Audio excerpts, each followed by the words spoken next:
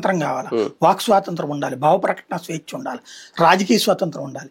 మనం అధికారంలోకి రాగానే అది మర్చిపోతాం. జగన్ అయినా అంతే చేశాడు ఇంతకుముందు పాదయాత్ర అంటే యాజిటేషన్ చేస్తుంటే వాళ్ళకి నోటీసులు ఇచ్చి మరి 41 నోటీసులు ఇచ్చి మరి వాళ్ళని అరెస్ట్ చేస్తామని చెప్పడం, బయటికి రాకుండా నిర్బంధించడం ఏంటది? నేను చెప్తోంది అదే.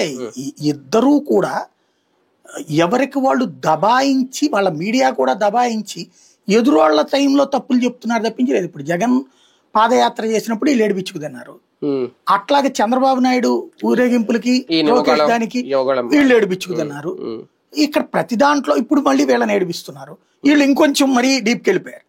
ఏరియాలో ధర్నాలకు కూడా తట్టుకోలేకపోతున్నారు. అప్పుడు జగన్ ఉన్నప్పుడు ఇదంతా లేదు. లోకేష్ ఇబ్బంది పెట్టాలనుకుండా అమరావతి వాళ్ళని ఇబ్బంది పెట్టాలి, కానీ ఇదంతా ఇబ్బంది పెట్టాలనుకున్నా. వీళ్ళు ఇప్పుడు ఎక్స్ట్రీమ్కి వెళ్ళిపోయారు. ఇప్పుడు చివరికి ఎక్కడా తట్టుకోలేకపోతున్నారు. రకంగా చెప్పాలంటే రాచరికపు పోకడం. మాకు వ్యతిరేకంగా ఎవడు మాట్లాడు, రాజరికంలో ఏముంటది? రాజుగారికి వ్యతిరేకంగా మాట్లాడితే ఉరిశిక్ష, చర్లాకోలుతో కొట్టడం, కారాగారంలో అంతే. అక్కడ ఇక రాజ్యం అంటే అంతే. రాజ్యం వీరభోజ్యం రాజుకి. ఆ రాజు చెప్పినట్టు నడవాలి. రాజు ఏది చెప్తే అది రైట్ అనాలి.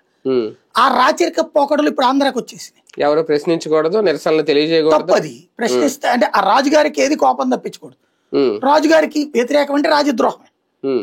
ఇంకా రేపు మా రాజద్రోహం కేసులు కూడా పెడతారేమో చెప్పలే.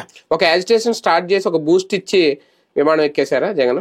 బేసిక్ గా ఆయన ఎప్పటి నుంచినో ఇది అనౌన్స్ చేశాడు.